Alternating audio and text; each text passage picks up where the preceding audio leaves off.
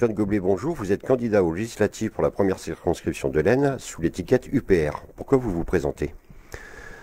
Si je me présente avec Patrick Léon à mes côtés, c'est pour reprendre en main la question politique, en fait, puisque aujourd'hui les Français sont dégoûtés de ce qui se passe, des magouilles, des affaires dans la politique, sur la scène politique française. Donc on pense que les Français doivent se réapproprier la question politique, et c'est le but de notre candidature, c'est de reprendre en main la politique de notre pays, tout simplement. Est-ce que vous pouvez vous présenter, donc vous et votre binôme? Alors, je suis Antoine Goblet, j'ai 28 ans, je travaille dans la fonction publique territoriale en tant que conseiller de prévention des risques professionnels pour les pompiers du Nord. J'ai grandi sur le secteur de Merlieu, Anisy-Château, Lizy. J'ai fait ma scolarité sur le secteur, sur Laon. J'ai rejoint l'Union populaire républicaine en 2014.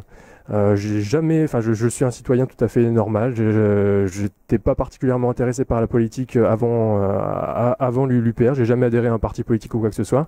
Et c'est vraiment ce déclic-là qui m'a permis de comprendre un peu le fonctionnement de la scène politique française et de comprendre ce qui se trame derrière et pourquoi aujourd'hui, qu'on vote à droite ou qu'on vote à gauche, on se retrouve avec les mêmes grandes politiques au niveau national. Je vais laisser Patrick se présenter. Alors bonjour, je m'appelle Patrick Léon, donc moi j'ai 44 ans, je suis un peu plus âgé que Antoine.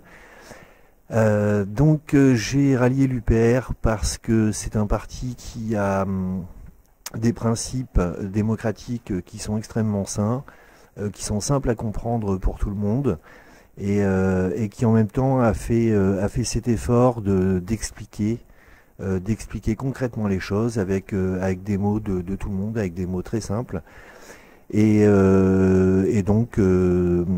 Donc voilà, après, je suis aussi profondément attaché à la France et puis aux valeurs démocratiques.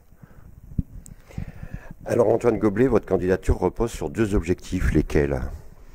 Alors, un premier objectif, c'est de baser notre candidature sur la moralisation de la vie publique et de la vie politique, c'est-à-dire qu'on va défendre des mesures qui permettent de développer cette moralisation. Donc on a des casiers judiciaires vierges. L'ensemble des candidats, des 574 candidats dans les 574 circonscriptions ont des casiers judiciaires vierges. On va défendre ces valeurs à l'Assemblée. Le non-cumul des mandats. On a également la proposition d'instaurer le référendum d'initiative populaire et par exemple la pleine et entière reconnaissance du vote blanc, donc qui participe à la moralisation et au développement de la démocratie réelle. Ensuite, le second point, c'est de présenter aux Français, plutôt que de faire des promesses, puisque l'ensemble des candidats ici, là, dans la circonscription ou dans n'importe où, font tout un tas de promesses, mais n'expliquent pas que derrière, ils ne pourront pas forcément les mettre réellement en œuvre. Donc plutôt que de promettre tout et n'importe quoi, on va plutôt expliquer aux Français, expliquer aux citoyens de la circonscription, notamment pour notre cas, les leviers qu'on a en main, les leviers qu'on n'a plus en main également. Donc expliquer que telle ou telle chose, on pourra ou pas la mettre en œuvre. Donc par exemple, aujourd'hui, on pourra expliquer aux Français que la destruction de leurs services publics de proximité, la santé qui est subordonnée au profit, la destruction de l'agriculture familiale au profit d'une agro-industrie, tout ça découle des règles du jeu européennes que nos dirigeants ont acceptées. Donc ça sera aussi le but de notre campagne. Alors quels sont vos atouts pour défendre notre territoire? Alors on est ancré localement en fait dans la circonscription. On est des citoyens tout à fait ordinaires et j'ai envie de souligner surtout le fait qu'on est totalement indépendant en fait.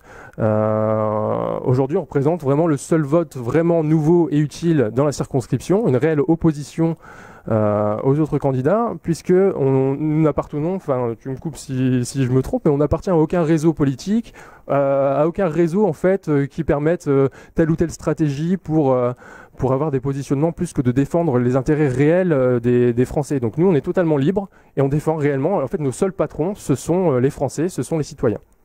Alors ma dernière question, quel est votre message pour les actionnaires de la première circonscription? Alors j'ai envie de leur dire surtout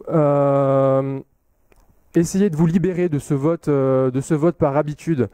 On vous présente sans cesse les mêmes candidats, les mêmes partis politiques à la télé, à la radio, et on tombe naturellement tous plus ou moins dans le piège de voter encore et toujours pour ces mêmes personnes.